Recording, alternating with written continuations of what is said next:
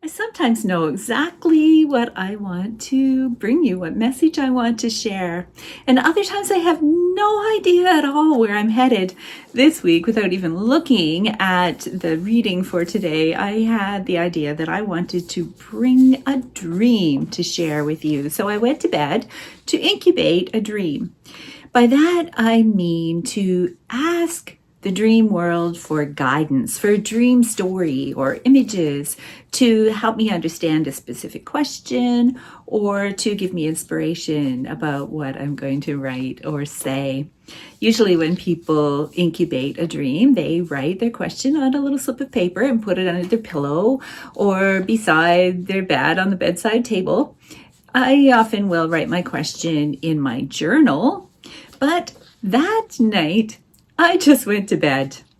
You know how much I love dreaming and talking about dreams. I encourage everyone to remember and record their dreams. But because our lives are so busy and because our alarms go off so early and because we're always rushing off into our day, or especially because our bladders wake us and dreams are forgotten in that rush, we tend not to pay attention to what happens in the night, in the dream world.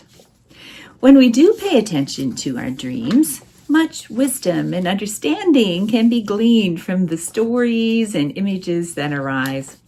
So this past Monday morning, I woke from a dream so full of detail that I didn't want to move for fear of losing it. It felt like I could just stayed right there and kept right on dreaming. I'd love to know what happened next, what would happen in the next chapter of the story. But I woke just minutes before the alarm went off, and I quickly jotted down a few notes. I know that I have told some of you about my good friend Rebecca, who lives so far away. I've never met her in person. Our friendship is one of the blessings of learning to maintain connections online over the last few years. We've had video calls several days a week, and I know what her house looks like, her tiny house in her tiny yard, and I know how little closet space she has. And so in the dream at first, I didn't realize that I was visiting Rebecca. I was in a place that had a long dining table set for at least 8 people, and there were 2 pet lions, a male with a full mane and another smaller one, younger or female, neither as large as I think that a lion would usually be. The male, at least, would respond to commands like sit. That surprised me. I was worried about feeding them. How much meat does it take to keep 2 lions content? How could anyone have enough food for 2 pet lions? There was a younger woman there with a baby, and I worried about that too, but no one else seemed concerned about the safety of the little one with 2 lions loose in the room. When I wrote down the dream in my journal, I thought of what the prophet Isaiah said. He wrote, "Leopards will lie down with young goats, and wolves will rest with lambs. Calves and lions will eat together and be cared for by little children. Cows and bears will share the same pasture. Their young will rest side by side. Lions and oxen will both eat straw. Little children will play near snake holes. They'll stick their hands into dens of poisonous snakes and never be hurt. Nothing harmful will take place on the Lord's holy mountain." What I wondered was this dream trying to tell me, apparently at least, not to worry about the lions.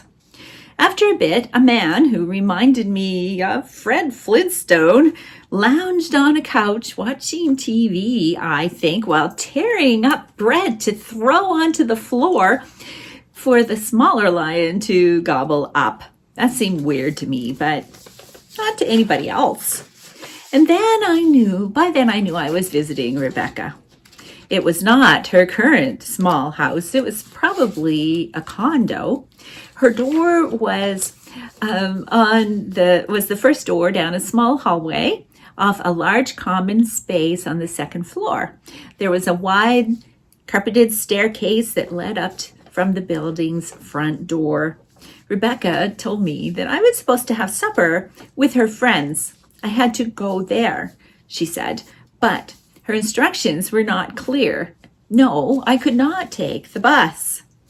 I was watching the time. Only 20 minutes left until I was expected to arrive. She hurried to take me outside. We weren't even to the car before I realized that I was not dressed properly. I didn't have my purse. I didn't have any makeup on. I was definitely not ready to visit. She looked down at my feet. I was wearing rubber boots and had socks pulled up over my pant legs with a band of bright red at the top of the sock. It looked so funny that she looked at it and said, "What is that?" I was definitely not ready to meet her friends. We went back inside, up the broad staircase, and down the short hallway, and the door to Rebecca's place was open. The blinds were drawn, giving the space a totally different and elegant feel. I went straight to her large walk-in closet where my things were hanging. I had to move some of Rebecca's clothes to find my own. There was her pretty outfit that she wore to speak at convocation, and there were her gym clothes. Her swimsuit was still damp. Then I was back in the big living space. People were gathered around the table, setting out food. The room was dimly lit, so I couldn't see them very well. I was still asking Rebecca where I was supposed to go to visit her friends, and she kept pointing at the table. I didn't understand and sat down on the sofa to wait for her to explain. She pointed at the table yet again, and I finally got it. The friends had come to us with food to share. There would be enough and more than enough food. We live in precarious times. Climate change, political upheaval, wars, and rumors of wars make us wonder if the world is coming to an end. 8 billion people and many more animals struggle for survival in a world that no longer seems to be limitless. Some of us older people can be heard saying that it won't be a problem for us because we won't be here when it falls apart.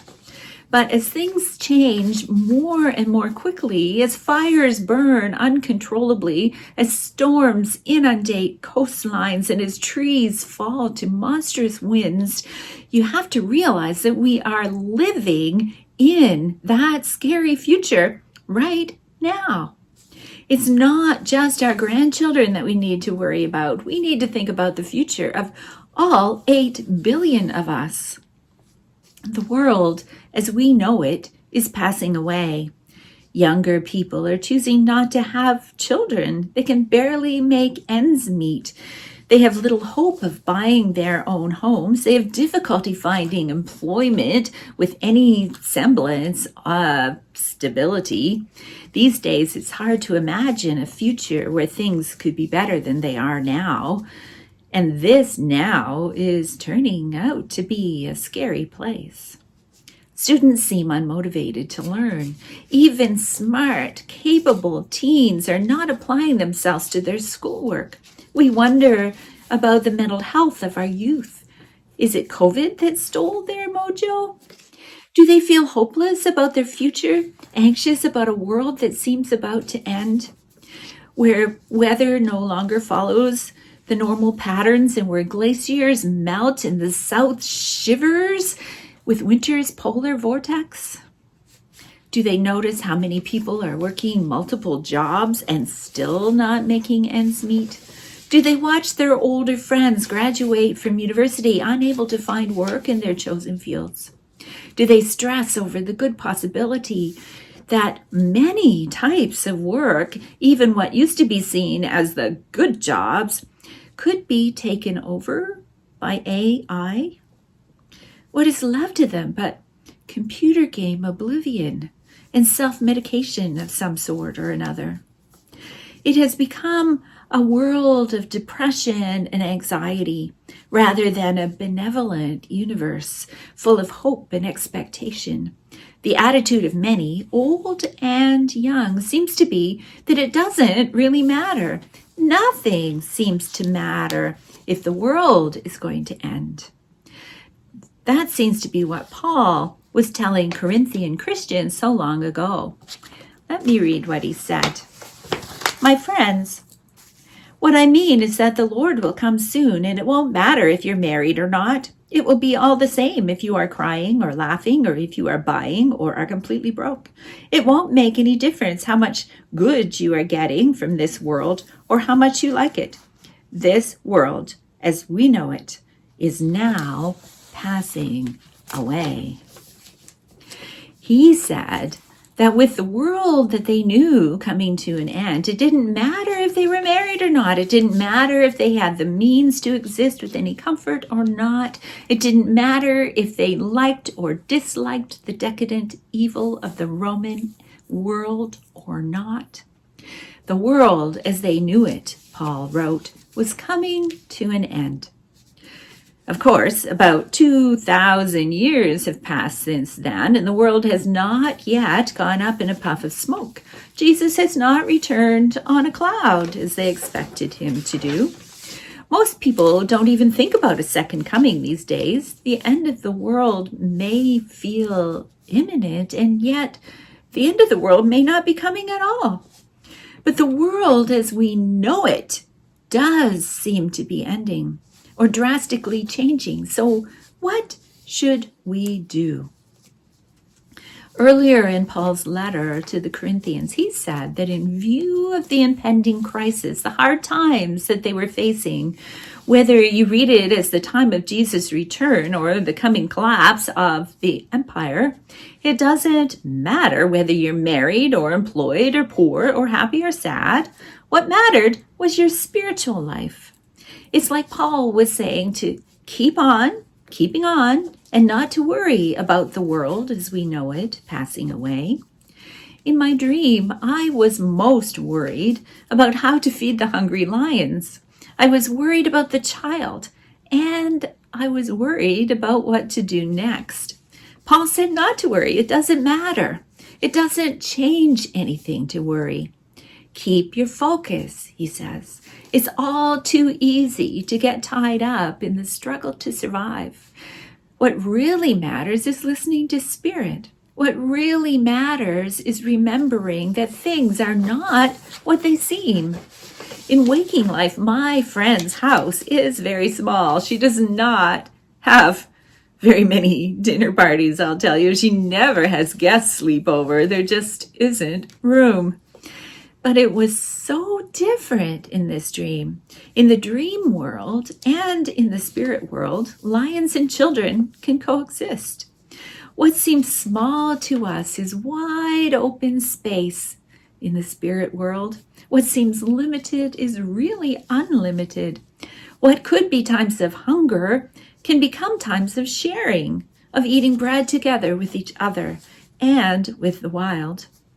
We tend to say, that's only a dream. That's only wishful thinking. That's pie in the sky. But Jesus said, God's kingdom isn't something you can see. There's no use saying, look, here it is, or look, there it is. God's kingdom is here now, Jesus said. The way we understand this now is that sacred presence is here with us now. Here and not here all at once, both already and not yet, we say. As we find ourselves in this time of change, when almost anything at all could happen, and most of it not good, we can also find ourselves in a time of change where anything could happen and it is all good. What is small can turn out to be big. What is dangerous can turn out to be so safe that a child can navigate it. What is confusing can turn out to be as simple as a trip to the table right there, right here, as friends and neighbors gather to celebrate together. May you find the wonder of dreams. May you experience the wonder of spirit. May you know sacred presence even while the world, as we know it, is coming to an end.